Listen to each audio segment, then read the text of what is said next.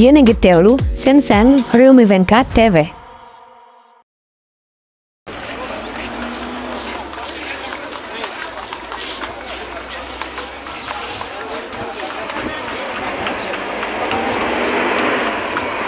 lépp kaani papa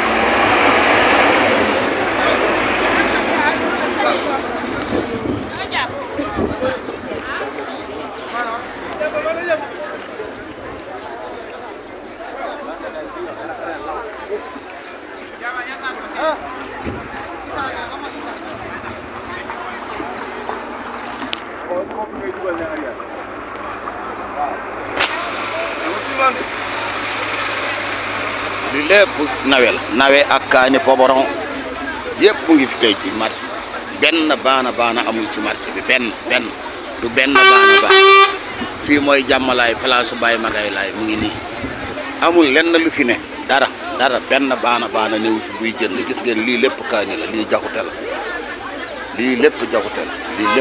la lii lépp nawe la nawe ordinaire lii lépp nawe ordinaire gis ngeen kaani yi gis nga saret yi taxaw te mënuñoo am fu ñu wàcc saret yi taxaw yëpp kaani la ñu yeb te amuñu fu ñu mën a wàcc gis nga kaani yaa ngi nii lii lépp kaani la lii lépp kaani la ci ronu mbaar mi lii lépp kaani la tout lii lépp kaani la mbaar maa ngi nii lépp kaani la ak lépp mu ngi nii gis ngeen ko carotte yaa ngi nii yëpp mu ngi nii carotte yaa ngi nii lépp amul benn baana boo xam ne bii gis naa ko mu taxaw fii di jënd bagage amul gis ngeen basante yi saret bii basante la yëpp ko fees basante yaa ngi nii yëpp basante la saret bii taxaw yëpp basante la yëpp ba amul fu mu wàcc saret yi taxaw yëpp amuñu fu ñu wàccee bagage ndax bagage bu bëri te benn baana nekku fi benn gisuma fi kenn kuy jënd marché baa ngi nii bu yeboo ñu ñaan yàlla bu baax a baax ci lii nga xay ne moo nee ci marché yi ñaan ci yàlla bu baax a baax kilo kaani poboron ñoo ngi koy jaay 100 francs 125 moom la ñuy jaay kilo kaani poboron ñaar fukk ak juróom mooy prix bi gën a mag moom la ñu koy jaay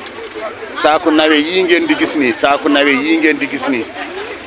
yi ñu ngi koy jaay 7000 8000 saaku yokkala ñu ngi nii ay yokkala nawe ordinaire nawe chinois yaa ngi nii yëpp nawe chinois la ay 2000 francs lay jar 1500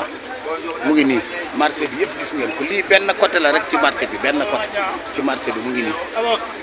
lépp bagage yaa ngi nii amul kenn ku jënd gisuñu benn baana buy jënd gisuñu ko fi